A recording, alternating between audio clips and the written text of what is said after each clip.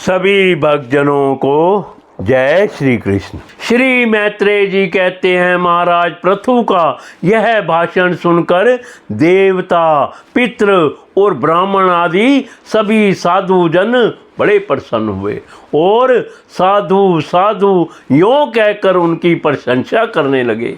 उन्होंने कहा, पुत्र के द्वारा पिता पुण्य लोकों को प्राप्त कर लेता है, यह श्रुति यथार्थ है। पापी वैन ब्राह्मणों के शाप से मारा गया था, फिर भी इनके पुण्य बल से उसका नरक से निस्तार हो गया। इसी प्रकार हिरण्यकशिपु भी भगवान की निंदा करने के कारण नरकों में गिरने वाला ही था कि अपने पुत्र प्रहलाद के प्रभाव से उन्हें पार कर गया।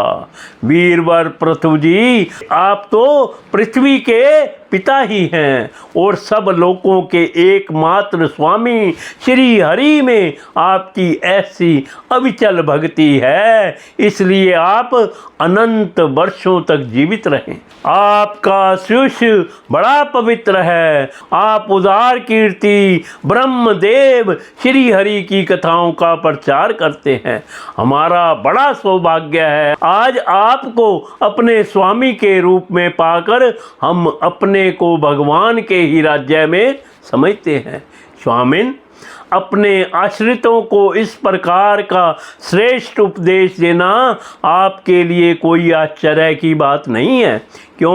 क्योंकि अपनी प्रजा के ऊपर प्रेम रखना तो करुणामयी महापुरुषों का स्वभाव ही होता है। हम लोग प्रारब्धवश विवेकहीन होकर संसार रण्य में भटक रहे थे, सो प्रभो आज आपने हमें इस अज्ञान अंधकार के पार पहुंचा दिया। आप शुद्ध सत्वमय परम पुरुष हैं, जो ब्राह्मण जाति में प्रविष्ट होकर क्षत्रियों की और क्षत्रिय जाति में प्रविष्ट होकर ब्राह्मणों की तथा दोनों जातियों में प्रतिष्ठित होकर सारे जगत की रक्षा करते हैं। हमारा आपको नमस्कार है।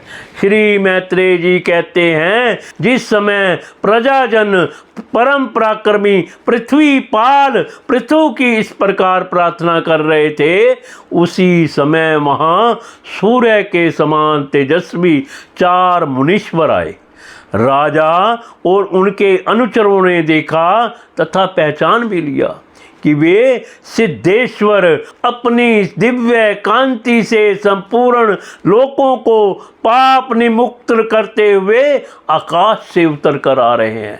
राजा के प्राण सनकादिकों का दर्शन करते ही जैसे विषयी जीव विषयों की ओर दौड़ता है, उनकी ओर चल पड़े। मानो उन्हें रोकने के लिए ही वे अपने सदस्यों और अनुयायियों के साथ एकाएक उठकर खड़े हो गए। जब वे मुनिगण अर्घ्य स्वीकार कर आसन पर विराज गए, तब शिष्टाग्रणी पृथु ने उनके गौरव से प्रभावित हो विनयवश गर्दन झुकाए हुए उनकी विधिवत पूजा की। फिर उनके चरणोदक को अपने सिर के बालों पर छिड़का। इस प्रकार शिष्ट जनोचित आचार का आदर तथा पालन करके उन्होंने यही दिखाया कि सभी सत्पुरुषों को ऐसा व्यवहार करना चाहिए। सनकादि मुनीश्वर भगवान शंकर के भी अग्रज्य हैं।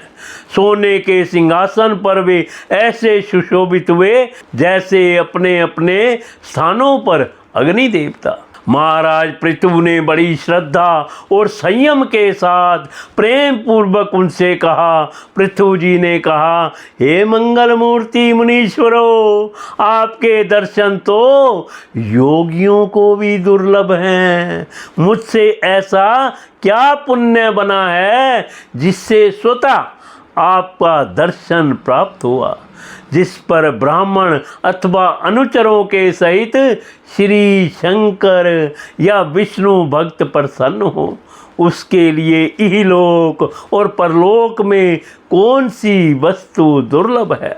इस दृश्य प्रपंच के कारण महत्ववादी यद्यपि सर्वगत हैं, तो भी वे सर्वसाक्षी आत्मा को नहीं देख सकते। इसी प्रकार यद्यपि आप समस्त लोकों में विचरते रहते हैं, तो भी अनाधिकारी लोग आपको देख नहीं पाते।